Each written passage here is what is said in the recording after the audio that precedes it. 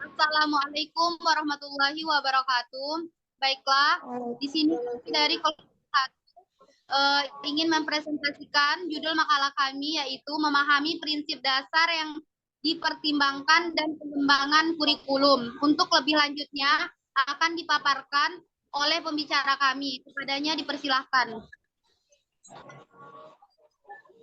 Baik, saya akan membacakan hasil makalah kami, yaitu prinsip-prinsip dasar pengembangan kurikulum diantaranya terdiri dari A. Prinsip relevansi. Maksudnya, pengembangan kurikulum yang meliputi tujuan, isi, dan sistem penyampaiannya harus sesuai atau relevan dengan kebutuhan dan keadaan masyarakat, tingkat perkembangan dan kebutuhan siswa, serta sesuai dengan perkembangan ilmu pengetahuan dan teknologi. Oleh karena itu, lulusan dan pendidikan harus memiliki nilai relevansi dengan tuntutan dan kebutuhan masyarakat dan dunia kerja. Untuk menghasilkan lulusan pendidikan yang memiliki nilai relevansi tersebut, diperlukan kurikulum yang dapat mengantisipasi apa yang terjadi pada masa yang akan datang. Apabila lulusan suatu lembaga pendidikan sesuai dengan tuntutan masyarakat, maka lulusan atau hasil pendidikan tersebut memiliki nilai relevansi yang memadai. Dengan kata lain, relevansi adalah kesesuaian, keserasian pendidikan dengan tuntutan masyarakat. Sekian, saya kembalikan kepada moderator.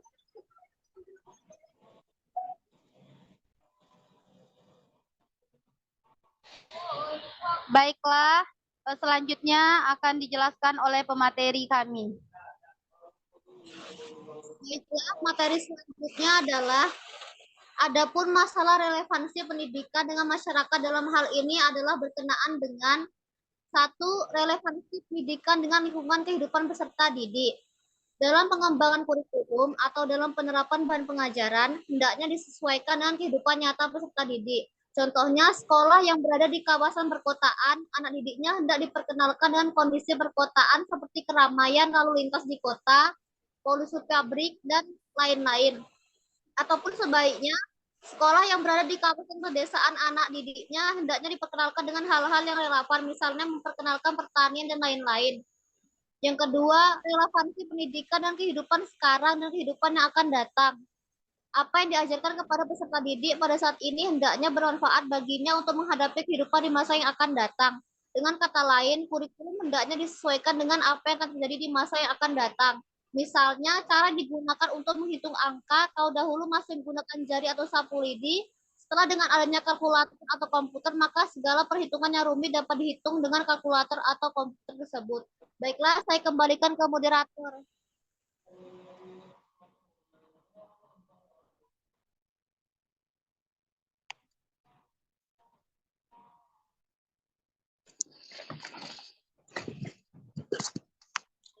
Selanjutnya, saya akan membacakan materi yang ketiga, yaitu relevansi pendidikan dengan tuntutan dunia kerja. Di samping relevansi dan dari isi pendidikan, hal yang juga dipertimbangkan relevansinya adalah berkenaan dengan relevansi segi kegiatan belajar. Kurangnya relevansi segi kegiatan belajar ini sering mengakibatkan sukarnya lulus dalam menghadapi tuntutan dalam dunia pekerjaan. Yang keempat, relevansi pendidikan dengan perkembangan ilmu pengetahuan dan teknologi. Ilmu pengetahuan dan teknologi dewasa ini berkembang dengan cepat. Oleh karena itu, pendidikan harus dapat menyesuaikan diri dan bahkan dapat memberikan sumbangan terhadap perkembangan ilmu pengetahuan dan teknologi tersebut. B. Prinsip efektivitas. Prinsip efektivitas yang dimaksud adalah sejauh mana perencanaan kurikulum dapat tercapai sesuai dengan keinginan yang telah ditentukan. Dalam proses pendidikan, efektivitasnya dapat dilihat dari dua sisi, yaitu yang pertama, efektivitas mengajar pendidik berkaitan dengan sejauh mana kegiatan belajar mengajar yang telah direncanakan dapat dilaksanakan dengan baik. Yang kedua, efektivitas belajar anak didik berkaitan dengan sejauh mana tujuan-tujuan pembelajaran yang diinginkan telah dicapai melalui kegiatan belajar mengajar yang telah dilaksanakan.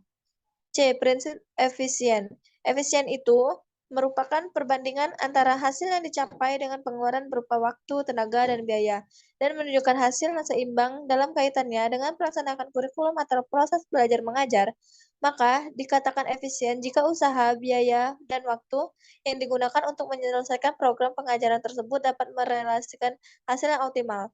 Selanjutnya saya kembalikan ke moderator.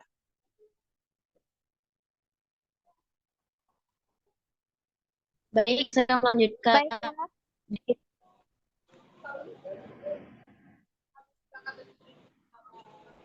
Selanjutnya akan dilanjutkan oleh pemateri kami. Baik, saya akan melanjutkan materi selanjutnya, yaitu kesinambungan atau kontinuitas. Kurikulum sebagai wahana belajar yang dinamis perlu dikembangkan terus-menerus dan berkesinambungan dalam rangka pengembangan kurikulum yang menyangkut saling hubungan dan saling menjalin antara berbagai tingkat sekolah dan jenis program pendidikan atau bidang studi. 1. Kesinambungan di antara berbagai tingkat sekolahan. A. Bahan pelajaran yang diperlukan untuk belajar dilanjut pada tingkat pendidikan yang lebih tinggi hendaknya sudah diajarkan pada tingkat pendidikan sebelumnya atau di bawahannya. B. Bahan pelajaran yang telah diajarkan pada tingkat pendidikan yang lebih rendah tidak harus diajarkan lagi pada jenjang yang lebih tinggi, sehingga terhindar dari kejenuhan dan tumpang tindih dalam pengaturan bahan dalam proses belajar mengajar. 2. Kesinambungan di antara berbagai bidang studi. Kesinambungan di antara berbagai bidang studi menunjukkan bahwa dalam pengembangan kurikulum harus memperhatikan hubungan antara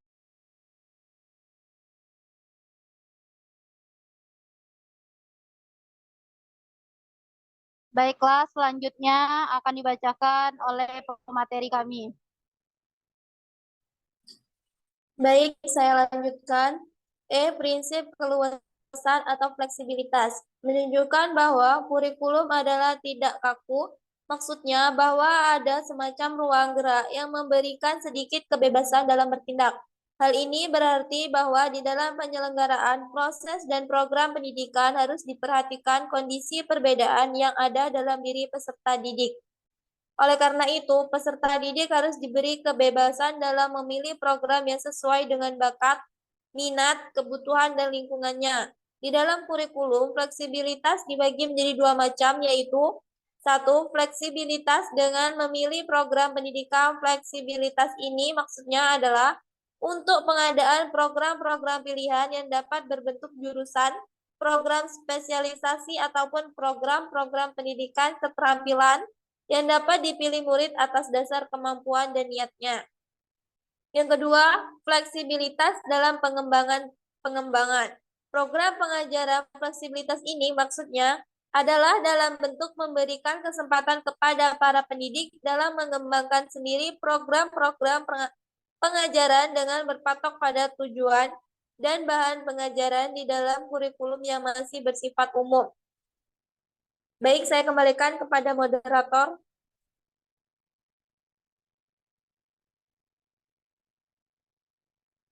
Baiklah, penjelasan pemateri terakhir ialah Zul. Kepada saudara Zul dipersilahkan. Prinsip keluasan fleksibilitas menunjukkan bahwa kurikulum adalah tidak kaku,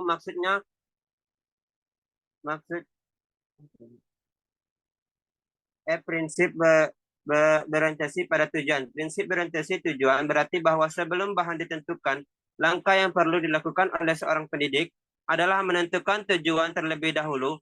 Hal ini dilakukan agar semua jam dan aktivitas pengajaran yang dilaksanakan oleh pendidik maupun anak didik dapat betul-betul terarah kepada tercapainya tujuan pendidikan yang telah ditetapkan.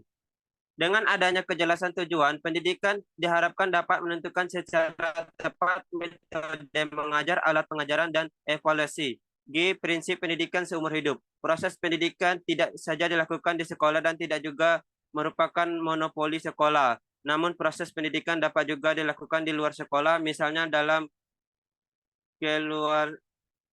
keluarga dan masyarakat. Jadi sekolah merupakan salah satu alternatif dalam penyediaan waktu dan pelajaran untuk membentuk seseorang menjadi manusia yang berkembang lebih baik. Waktu belajar di sekolah dan tersedia sepanjang hidup manusia. Oleh karena itu kita harus dapat memanfaatkan dengan baik. Saya kembalikan kepada moderator. Baiklah, Untuk materi selanjutnya akan dibacakan oleh saya sendiri.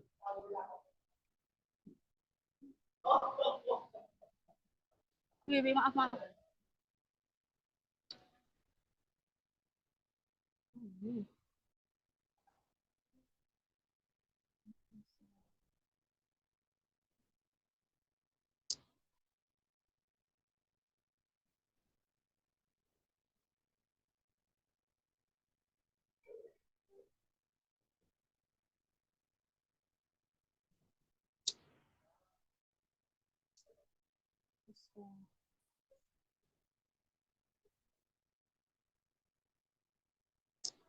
Selanjutnya, prinsip dan model pengembangan.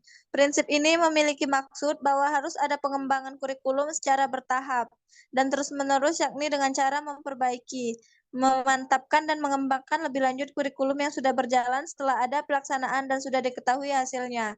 Hal ini mempunyai implikasi bahwa kurikulum senantiasa mengalami revisi, namun revisi tersebut tetap mengacu pada apa yang sudah ada dan tetap fokus ke depan, sehingga keberadaannya cukup berarti bagi anak didik dan bersifat dinamis. Saya kembalikan ke moderator.